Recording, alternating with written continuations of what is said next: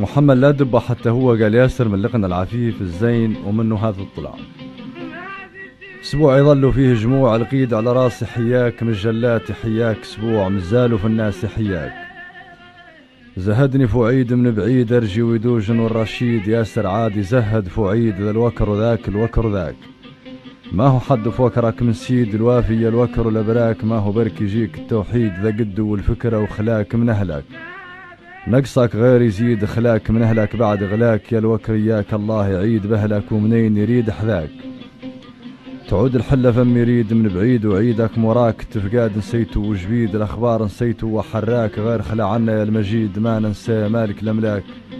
اسبوع يظلوا فيه جموع وزهدت في البتيت وغزيت اللي زاد، زهدت في البتيت مالي لعد بالاحباب تليت، وزهدت في الاحباب من وراك ومن عدك مال تهيت وريت من تقلاب الدهر والافلاك. ياسر وساني ما شكيت مراك اني لاهي ننساك، جدبك عندي ريضة تميت وربيعك واهلك ذوك وماك، ومنين رخاوك ما رتخيت عندي تميت الا بغلاك. غير انا نفنا ما سويت واسودي تبقى زاد معاك، اسبوع يظلوا فيه جموع القيد على راسي حياك، من جلاتي حياك، اسبوع مزالوا في الناس حياك.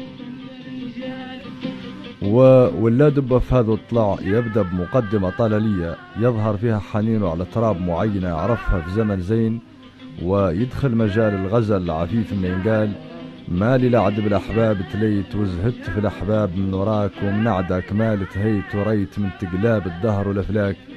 ياسر وساني ما شكيت مراك اني لاهي ننساك.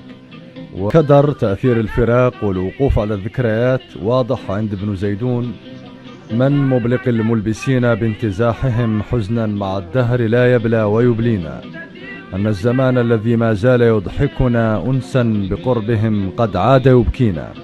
واضح عند ولا دبة التفقاد نسيته وجبيد الأخلاق نسيته وحراك، غير خلع عنا المجيد ما ننسى مالك الأملاك.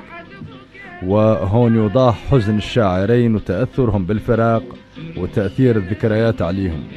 ابن زيدون قال بانتزاحهم وهذه إشارة للبعد، ولا دبة قال التفقاد نسيته وهذه إشارة لطول العد.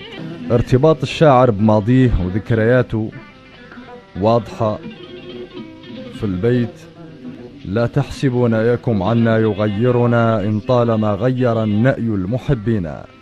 هذا المعنى قبال هو العين عليه ولا دبة منين قال ياسر وساني ما شكيت مراك اني لاهي ننساك.